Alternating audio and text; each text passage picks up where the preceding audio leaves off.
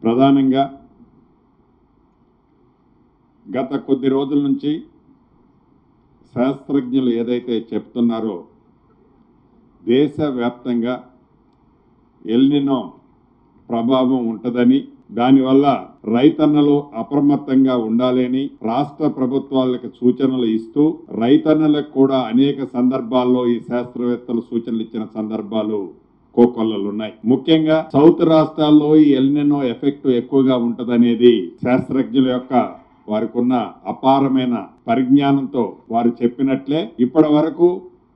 30 నుంచి 35% కంటే పడాల్సిన దాంట్లో 100% అనుకుంటే ఈ జూలై 17వ తారీఖు నాటికి 30 నుంచి 35% దాటి ఏ జిల్లాలో కూడా వర్షం తెలంగాణ రాష్ట్రంలో లేదు. దీని మీద రాష్ట్ర కేబినెట్ ఆందోళన గురవటమే కాకుండా దీనికి ఏ రకమైన చర్యలు చేపట్టాలి, అది తాగునీరు కావచ్చు, విద్యుత్ విషయాల్లో కావచ్చు, పశువులకు సంబంధించిన అంశాలు కావచ్చు,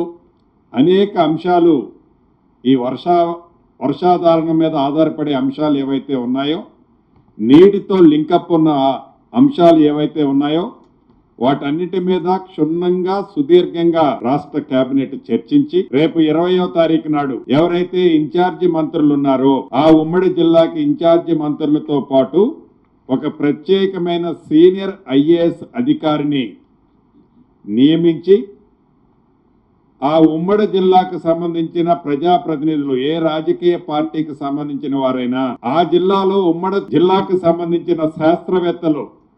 వ్యవసాయంలో అనుభవజ్ఞులు ఎవరైనా ఉంటే వారిని కూడా పిలుచుకొని ఆ జిల్లాకు సంబంధించిన భవిష్యత్తులో ఎలా నడుచుకుంటే బాగుంటుంది అనే దాని మీద ఒక నివేదికను తీసుకురావాలన్నది రాష్ట్ర కేబినెట్ లో మొదట నిర్ణయం తీసుకోవటం జరిగింది. సబ్సిక్వెంట్ గా ఏవైతే ఉమ్మడి 10 జిల్లాల నుంచి సేకరించిన ఈ వర్షాభావ ప్రభావంతో నష్టం ఏదైతే జరుగుతుందో దీన్ని ఉమ్మడి 10 జిల్లాకు సంబంధించిన రిపోర్ట్స్ అన్ని గ్యాదర్ అయిన తర్వాత మళ్ళీ గౌరవ ముఖ్యమంత్రి గారు రేవంత్ రెడ్డి గారి సమక్షంలో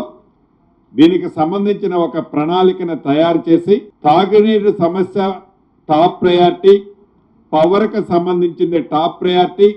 విద్యుత్ కూడా ఎక్కడా అంతరాయం కలగకుండా ఉండే విధంగా ఎంత డబ్బైనా ఖర్చైనా పర్వాలేదు, విద్యుత్ ఎక్కడ అంతరాయం కలగకుండా ఉండే విధంగా చర్యలు చేపట్టాలని నిర్ణయం తీసుకోవటం జరిగింది.